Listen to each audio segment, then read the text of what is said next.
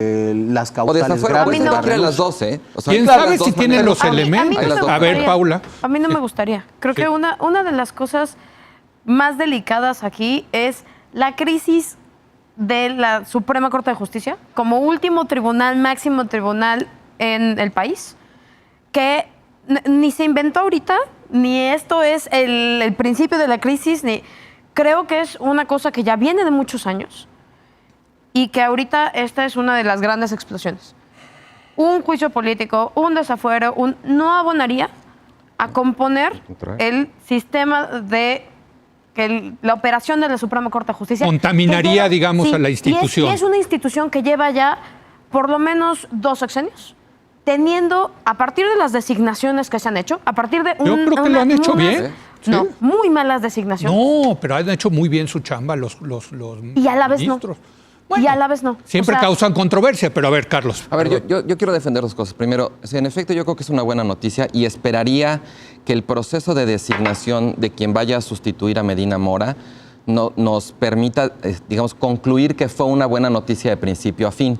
Porque ahí, digamos, si nos parece lamentable que haya llegado Medina Mora a ser un alfil del poder en turno, pues sería Porque alguien igualmente lo lamentable elogió. que llegara alguien que fuera alfil del poder ahora en turno. Ahora bien, O sea, está por verse. está por verse el desenlace. Empezó bien, vamos a ver cómo acaba, aunque o sea, yo quiero poner mucho Pero la énfasis en película esto. puede terminar mal.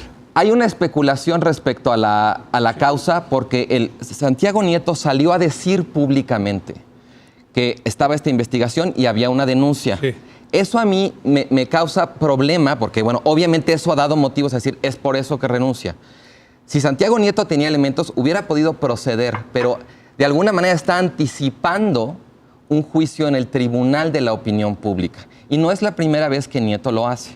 Esto podría, si se abriera un proceso después, esto podría constituir una violación potencial de Al la debido presunción derecho. de inocencia Sí. del ahora exministro. Ahora, me parece muy importante señalar eso, o sea, de pronto como el uso político de la causa anticorrupción, en este caso para que López Obradorismo se deshiciera de un ministro que no tendría que haber estado ahí, que le era adverso y gane una posición en la Corte.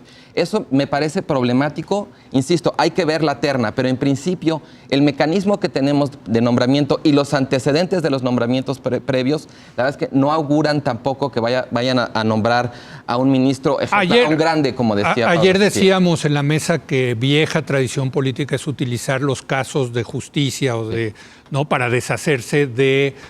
para echar a perder carreras políticas. Lo vimos el año pasado con Ricardo Anaya, que le fincaron un caso y luego lo exoneraron. Pues sí, lo exoneraron cuando ya había perdido la presidencia. Yo creo que el presidente López Obrador y Morena prometieron ser diferentes. Por eso defendería yo lo del juicio político o el desafuero. Sí. Porque esto sería convertir este hecho en un caso ejemplar. Dejarlo en la sombra, digamos, pone en duda la posibilidad de que se haga justicia. Y solamente se hace política. Y la sospecha es que están otra vez utilizando las instituciones judiciales con fines políticos. Si se siguiera el procedimiento constitucional del juicio político o del desafuero, lo que estaríamos haciendo es rindiendo cuentas, transparentando el caso y finalmente, digamos, abriendo una puerta grande para que se hiciera justicia. Gibran. Sí, parece que de repente desaparece de la discusión la voluntad del propio Medina Mora. O sea, todo parece que, ¿qué estrategia debió tomar el presidente para destituirlo? Y nos saltamos al Senado y nos saltamos a Medina Mora y entonces resulta que si juicio político, que si desafuero, como si la fiscalía no fuera autónoma también ya en su diseño, etc. Como si todo fuera el viejo país del presidente y no es. Sí cuenta el hecho de que Medina Mora haya decidido renunciar, haya decidido no hacer otra... Sí, ¿por qué? pero es él Oye, tiene una chamba buenísima por 10 años. Pero pierde su pensión, por cierto, al retirarse. Pero es él el que tendría que explicarlo. La responsabilidad pública. Y si no, el que se le exijan. Obligar. Se le exijan. Claro, pero no es que lo toda una digan. estrategia lineal y una elección del poder. Hay diferentes instancias que juegan en esto.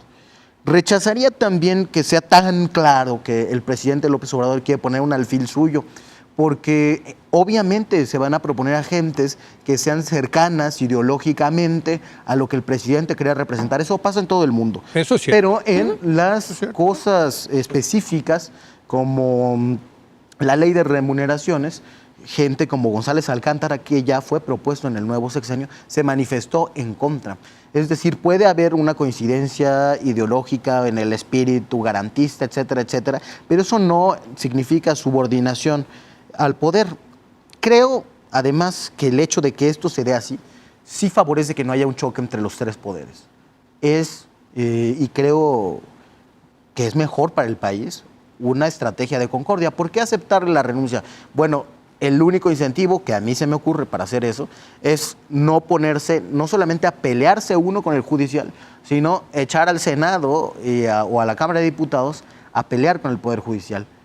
Dejar o respetar la decisión de la renuncia es permitir que las relaciones sigan siendo un contrapeso, por pero ejemplo, también pero sin estridencia. O sea, el contrapeso tiene que ser bidireccional. Y el hecho de que haya una investigación, que se comunique que hay una investigación, es cosa del debate público y es contrapeso del Ejecutivo al Judicial, que también tiene que ser, no puede ser un reducto de impunidad. Bueno, vamos a terminar con el último tema, a mí que me parece fascinante, lo estuvimos debatiendo ayer y creo que es una parte fundamental de eso, que es el régimen de pesos y contrapesos.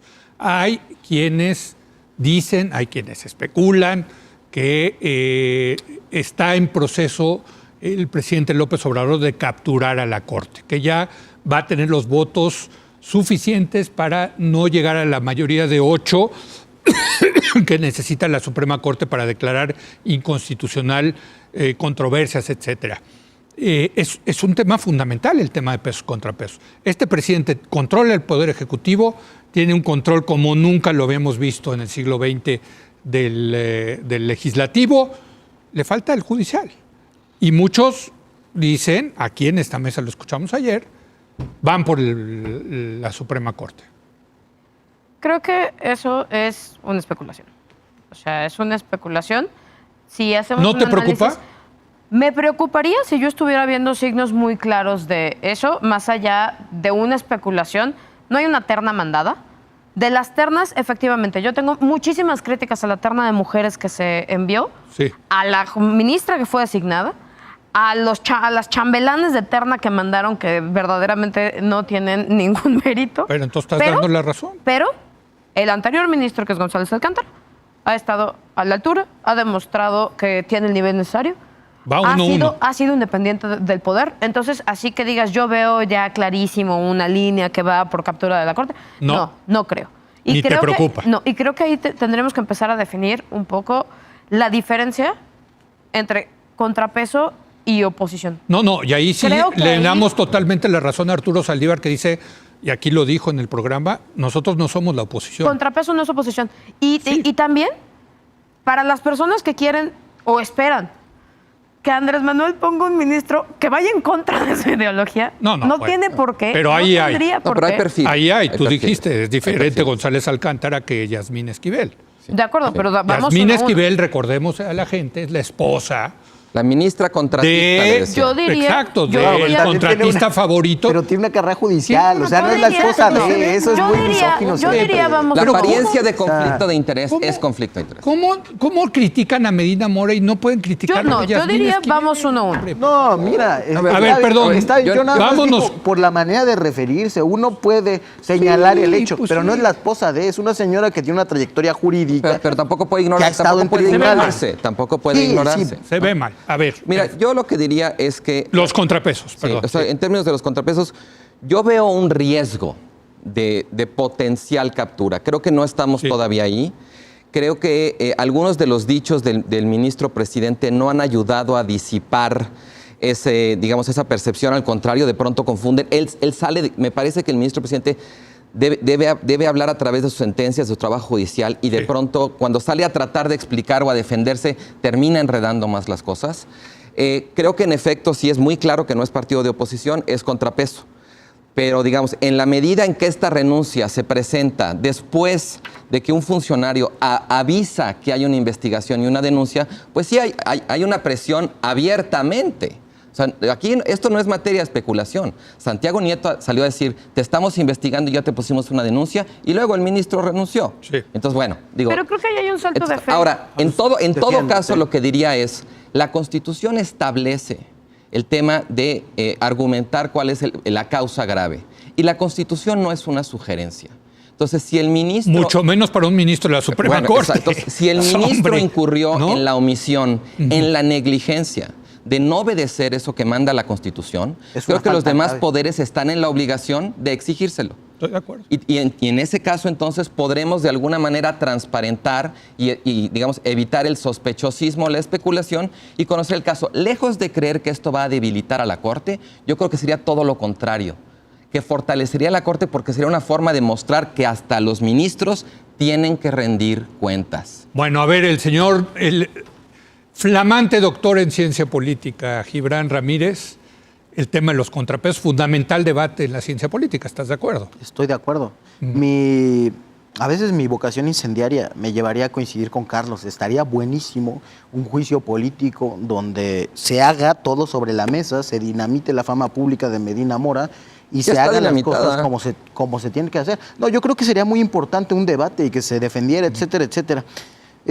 La elección ha sido distinta y probablemente yo estaría de acuerdo con Carlos en que lo ideal, lo más apegado a la Constitución sería esa exposición. Pero ¿te preocupa la división de poderes? Digo, en tu caso tú eres morenista y dices, Sí. bueno, ya tenemos el Ejecutivo, ya tenemos el Legislativo, pues no está mal tampoco controlar el Judicial. No es un asunto partidista. No es un asunto partidista. Claro que es partidista. No. Ah, ¿cómo a ver, no? por ejemplo, La Corte los puede parar en su proyecto. es un asunto, sí, digamos, de un bloque social mayoritario que sostiene ciertos valores. Que eso es muy diferente de Morena. Morena es un aparato de partido que representa a algunos en ese bloque. Hay quien, como el ministro presidente Arturo Saldívar, se ha manifestado a favor de oír el mensaje de las urnas. Él ya estaba ahí. Sí. A él lo propuso, creo que fue Calderón, ¿no? Calderón. Sí, Calderón. Y decidió escuchar el mandato de las urnas, un mandato democrático por la transparencia y por la honestidad. Un mandato que además yo creo que hace falta mucho en la Corte. Aquí hablamos alguna vez del estudio del CIDE que daba cuenta del nepotismo. nivel de nepotismo en la Corte. O sea, también necesita su transformación moral si hay que ir al cambio de régimen. Y si la cabeza del Poder Judicial ha decidido colaborar con ese cambio de régimen, que no es lo mismo que ser obsecuente con todas las decisiones presidenciales, yo creo que eso sí es una buena noticia. Bueno, señores, como siempre, es un privilegio Gracias. debatir con ustedes. Qué buen tema, ¿eh? Es un gran tema. Y va la designación. Y vamos a seguir Y ahí viene. debatiendo. A ver cómo termina esta película, ¿no? Bueno, muchas gracias, Gibran. Gracias a ti, Leo. Paula Sofía, muchas gracias. Y Carlos Bravo, Gracias, muchas buenas gracias. noches. Vamos a regresar con Eduardo Guerrero a hablar sobre todo este asunto fascinante desde el punto de vista de las políticas públicas, del enfrentamiento entre los taxistas y los conductores de automóviles que utilizan aplicaciones como Uber, Cabify y Didi. Regresamos en un momento más.